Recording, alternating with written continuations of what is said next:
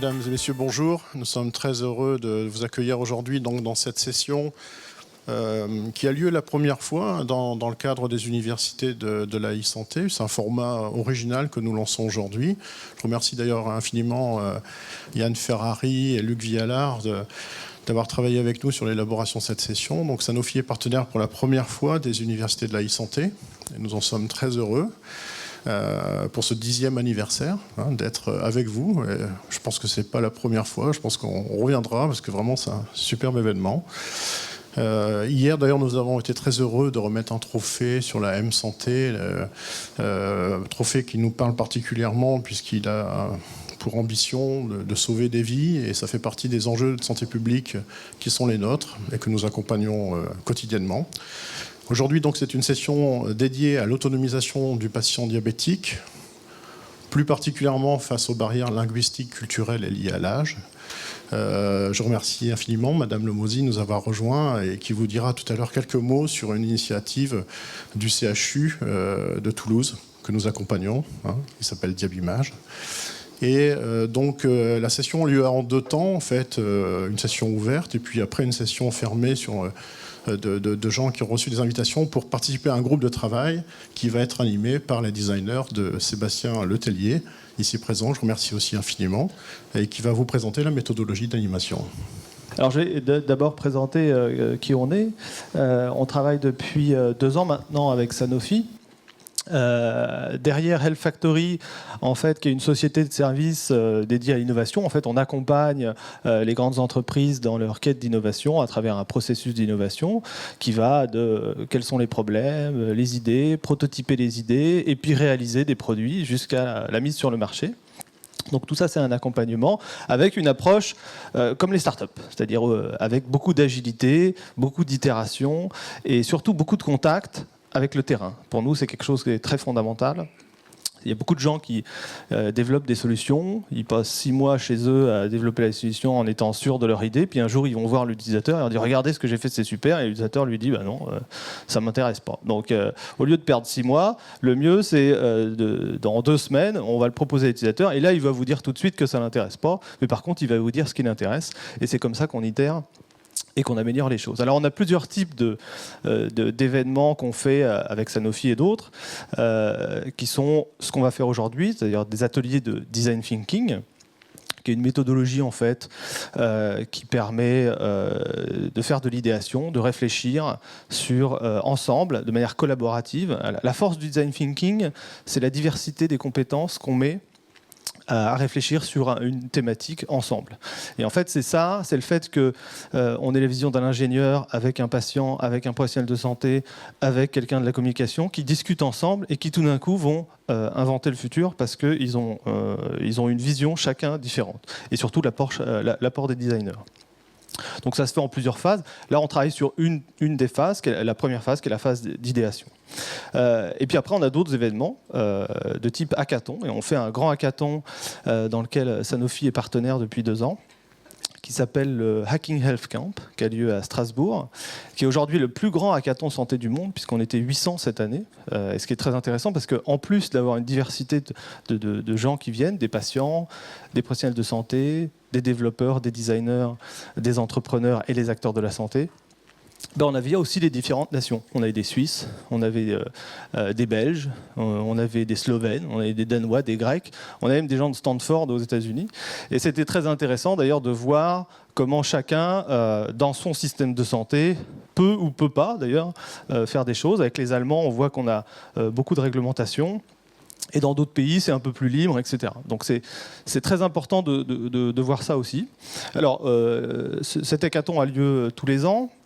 On en fait d'autres, puisqu'aujourd'hui, Hacking Health, donc derrière Health Factory, il y a un grand mouvement, un mouvement bénévole, qui s'appelle Hacking Health, qui est un mouvement qui vise à briser les barrières de l'innovation en santé, justement en mettant tous les acteurs ensemble. Donc, ça crée une communauté, et on fait des hackathons partout dans le monde. Il y a 30 chapitres dans le monde aujourd'hui, à Strasbourg effectivement, mais il y en aura un à Bordeaux en octobre, il y en aura un à Lyon en novembre, on refait une nouvelle édition en mars prochain à Strasbourg, et puis sinon c'est le Canada, l'Amérique du Sud, les Pays-Bas, la Suisse, l'Allemagne, on est même en Australie et à Kuala Lumpur récemment, et un peu en Afrique. On a fait un hackathon au Cap, c'était assez intéressant. On essaye aussi d'être au Maghreb.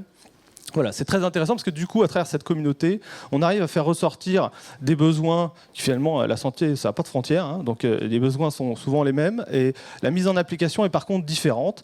Et on voit du coup qu'on peut mettre en relation des fois des projets parce qu'il y a peut-être une plus grande facilité de le mettre en application dans un pays, plus difficilement dans un autre, ou inversement. Donc voilà. Donc je vous invite à rejoindre notre communauté. Hein. Vous tapez Hacking Health sur Internet et vous trouverez tout ça. Vous pouvez retrouver votre communauté au plus proche. Hein. On n'est pas encore dans toutes les villes. On est aussi ici à Toulouse. Hein. On commence à avoir une communauté à Toulouse, puisqu'on travaille aussi avec les acteurs locaux. Donc voilà. Pour moi, c'est bon. Je passe la parole à Madame Lemosy, qui va nous faire un retour d'expérience sur votre activité au CHU de Toulouse. Merci. Bon, merci beaucoup.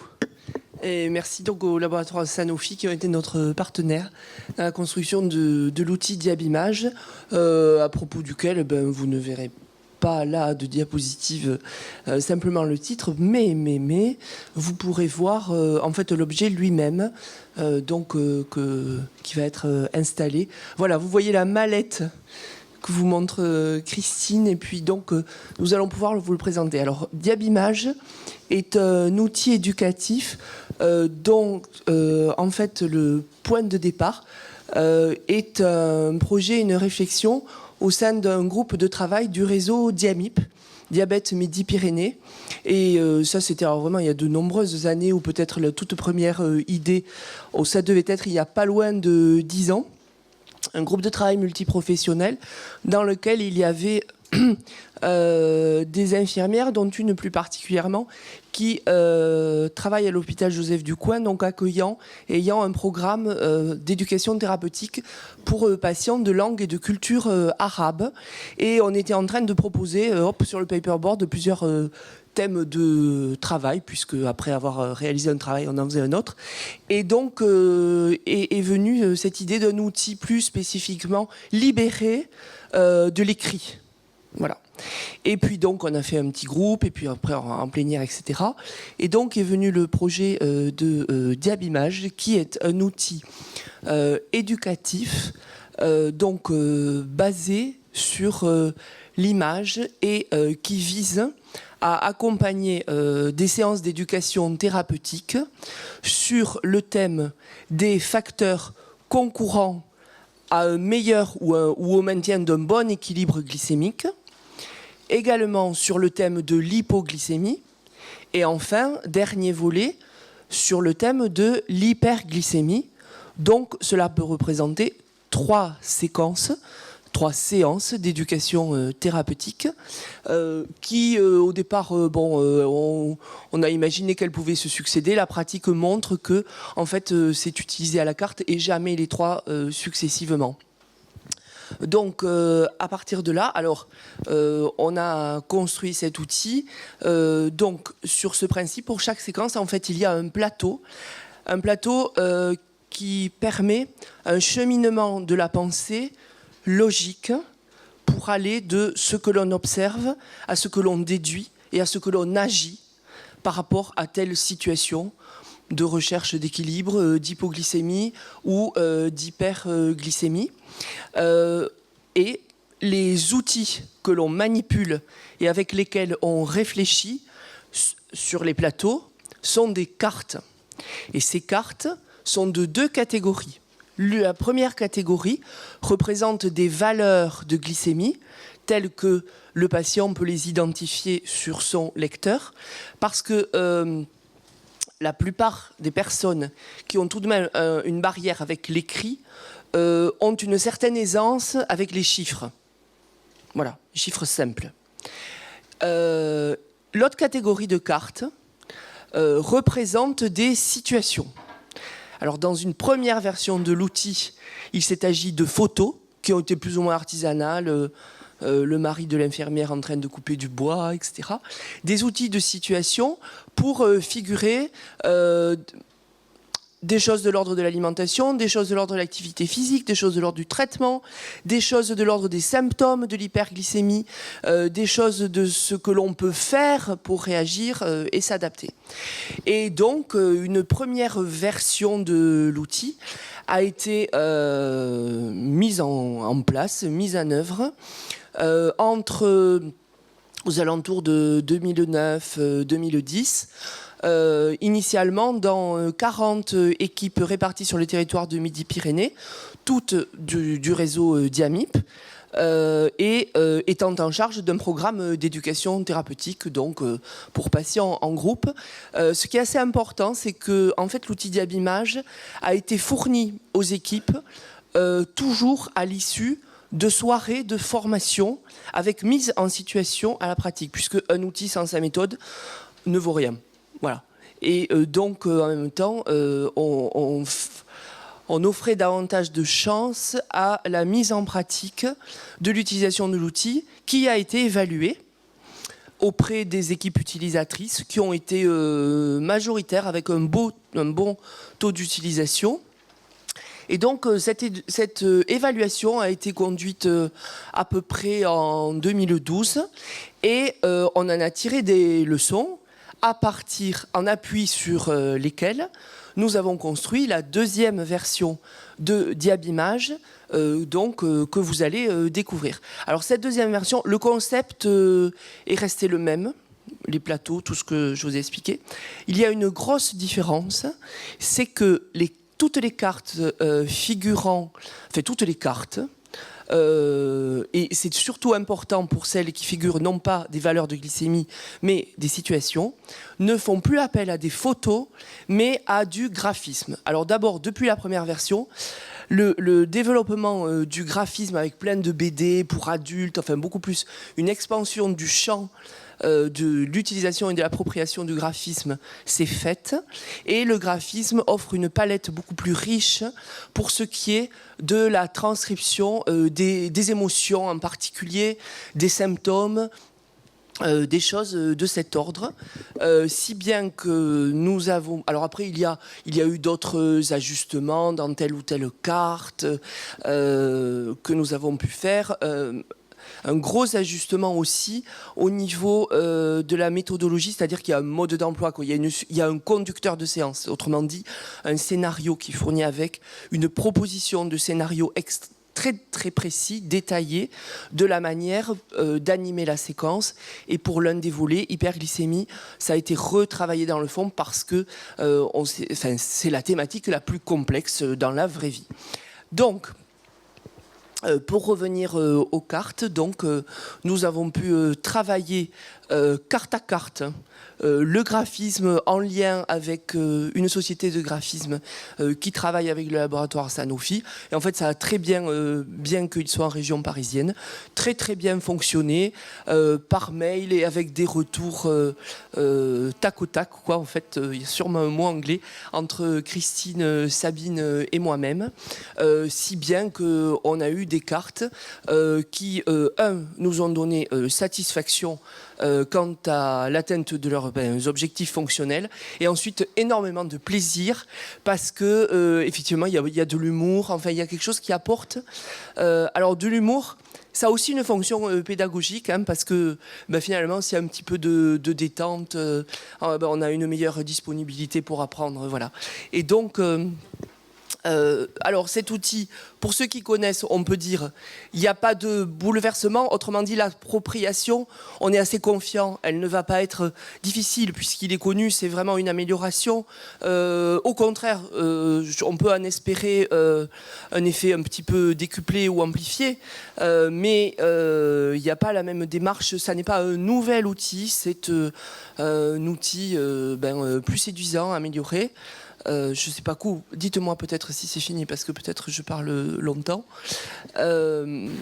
Et donc, il va être remis en premier lieu aux équipes utilisatrices au cours d'une réunion, mais qui n'aura pas besoin d'avoir la même maquette que la soirée de formation initiale. Et puis aussi, nous avons prévu davantage d'outils de manière à ce qu'ils puissent être utilisés, dont l'utilisation puisse être mise en œuvre dans de nouvelles équipes qui, au moment de la première version, n'existaient pas pour la plupart en tant que telles avec un programme d'éducation thérapeutique. Je pense en particulier aux équipes d'éducation de proximité, en particulier dans les maisons de santé multiprofessionnelles, etc., comme s'en sont montés beaucoup dans la région. Et enfin, on va avoir des discussions, puisqu'il y en a eu davantage d'exemplaires, dans un projet en partenariat et en discussion avec le département diabète de Sanofi France, je crois, en vue d'un développement hors région de Diabimage. Voilà.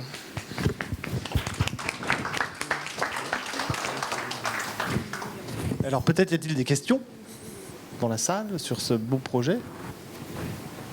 Oui? Non? Aucune? Xavier?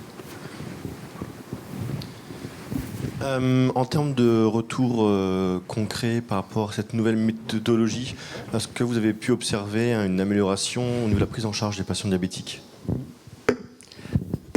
Alors, dans l'évaluation, on a fait une évaluation de l'utilisation de l'outil et construite et de la pertinence de l'outil, la satisfaction auprès des équipes intervenantes. Il n'y a pas eu directement de questionnaire ou d'interrogation des patients. Par contre, il y avait dans l'évaluation des questions qui ciblaient le point de vue des patients via les intervenants. Parce que c'était des intervenants. Alors pour les patients, on aurait difficilement pu avoir le comparatif avec avant-après. Parce que tout ce qu'ils avaient sur ces thèmes-là, déjà, ils animaient des séances d'éducation thérapeutique. Voilà. Alors les patients, par contre, c'est pas les mêmes. Ils ont bénéficié d'une chose ou d'une autre. Bon, ça aurait été bien de le faire aussi. Voilà.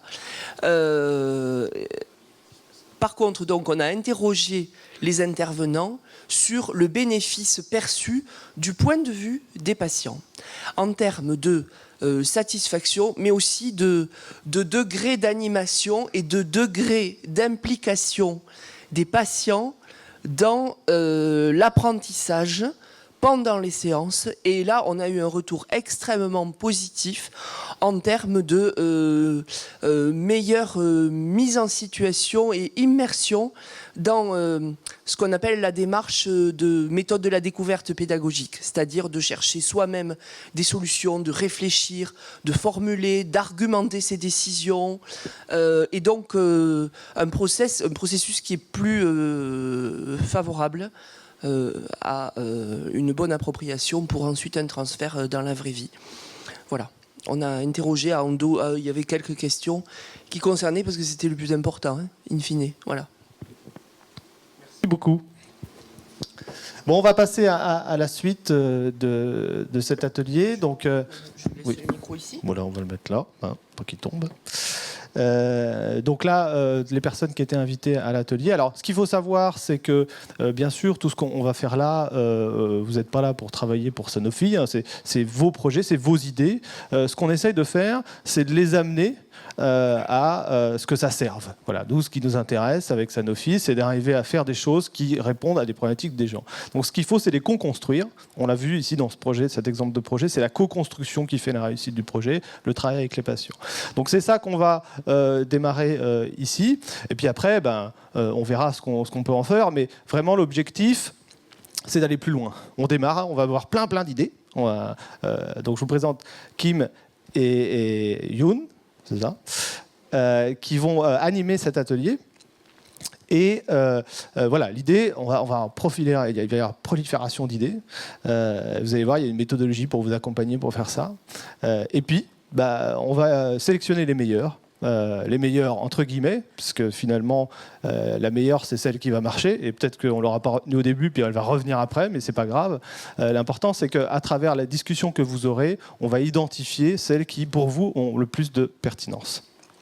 Voilà, donc on change. On va passer dans une activité où on n'est plus passif, on est actif. Donc on va se lever, on va aller se positionner dans la partie atelier. Et puis Kim va prendre la main pour vous expliquer comment cet atelier va se dérouler. C'est un peu atypique, mais vous allez voir, c'est très intéressant.